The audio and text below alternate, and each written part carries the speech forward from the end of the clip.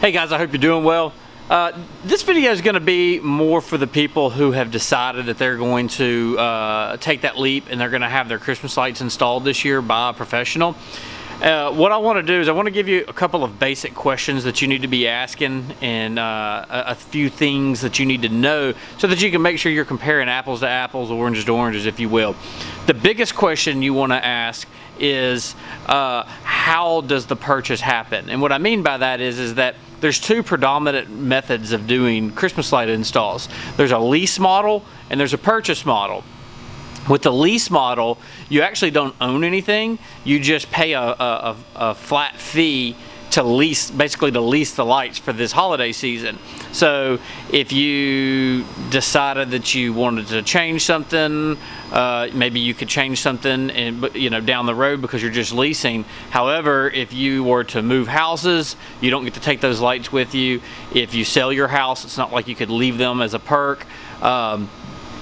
If you get mad at the person that's installing them, you don't own the lights, so therefore you can't retain the material that you've been using and just use somebody else. Whereas with the purchase model, you actually own the material, right? So you have an upfront cost the first year to where things are going to cost a little more. You're having to actually pay for the material. Most companies will actually store the material for you just as an added bonus.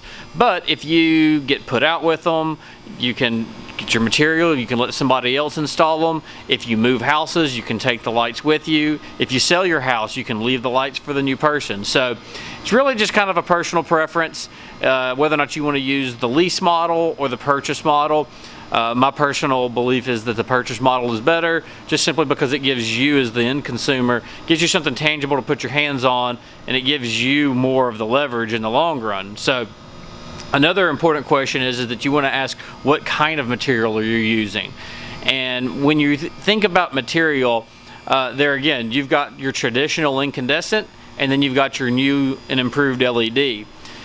Incandescent is being phased out so fast that you don't want to let someone sell you an incandescent this year to turn around and have to try to upsell you to LED next year. So make sure you're getting LED. Go ahead and just get it done right out of the chute.